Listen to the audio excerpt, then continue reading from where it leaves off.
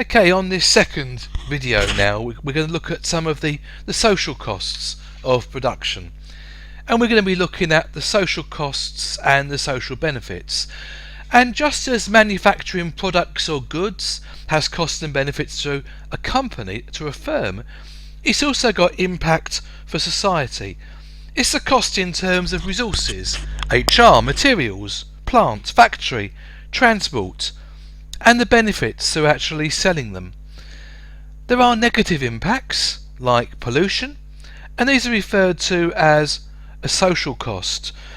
Generally, people often think largely about pollution, but actually there are many others. And then there's also the positive impacts, the provision of goods that satisfy basic needs. And we think of these as the social benefits. If we look at the social efficiency, we're actually looking at delivering a quantity of goods or services that's socially efficient. So for every additional unit of product that's made, there's a social cost increase and the social benefits decrease. And when the marginal social costs equal the marginal social benefits, we achieve this thing called social efficiency. So the quantity which is being produced would actually cost more than the social benefits.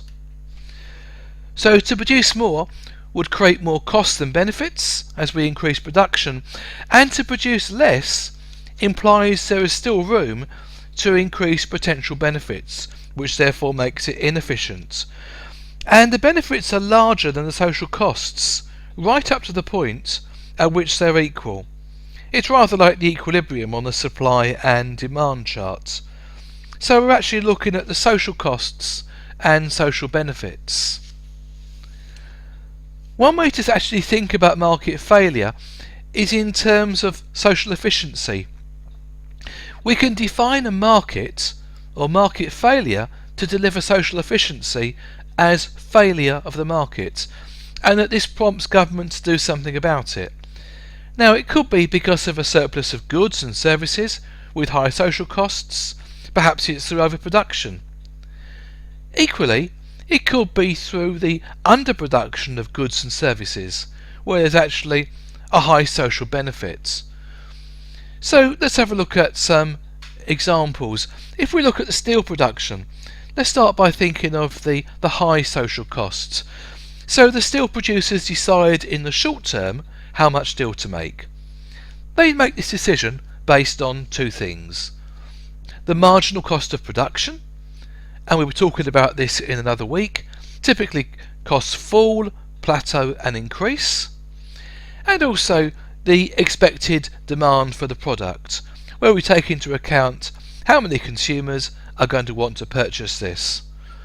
And the levels of production is determined by the intersection of these curves, and then we can actually start to begin to make assumptions on this basis. So here we have our curve here. It's very similar, if you remember, to the supply and the demand curve, but where you actually would normally have the supply curve, we actually have this thing here called the marginal costs. Now this creates a problem for us, as it doesn't actually take into account the social costs and the social benefits. And we're going to be looking at this in the next video to actually see how the government can start correcting this.